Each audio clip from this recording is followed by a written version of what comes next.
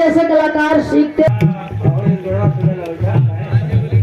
सही है, एकदम सत्य बात कहते हो कि वहां आपके जब निर्गुण बजेला तो लोग कहेला कि गुरु जी गोगले हो।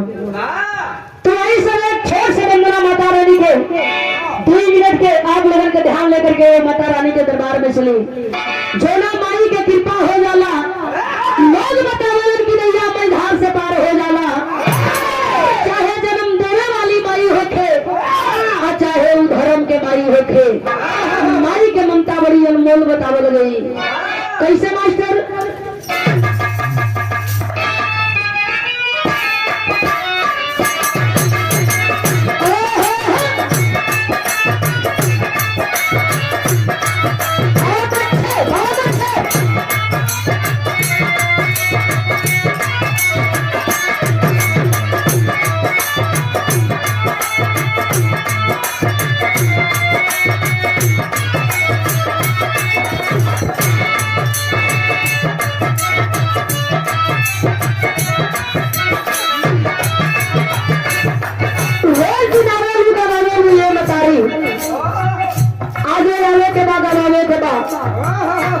एक बात और गुरु जी बताइए,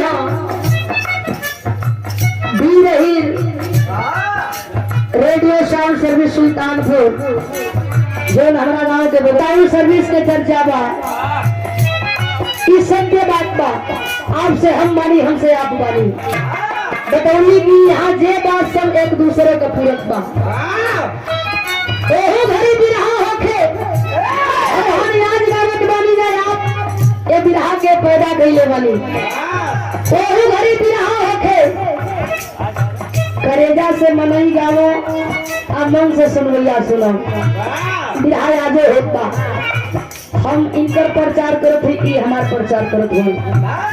हम दोनों जानी एक दूसरे का प्रचार करत हो जा। दोनों जानी अपने अपने जगह अपने कर्म के कर्तव्य के निभावत बानी जा। सुनवैया घरी सुनो, सुनवैया आगे सुनत हो।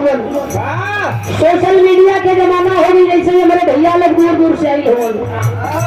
यही लोगन का बड़ा सहयोग बा कलाकारन के ऊपर, कलाकारन का भी सहयोग बा ये लोगन के ऊपर। यही लोगन का चलत है, कलाकारन को भी चलत है। आप लोगन का भी स्वागत अभिनंदन मंदन बा। और ये सम्मान भरा पुरस्कार दे करके सम्मान किया गया।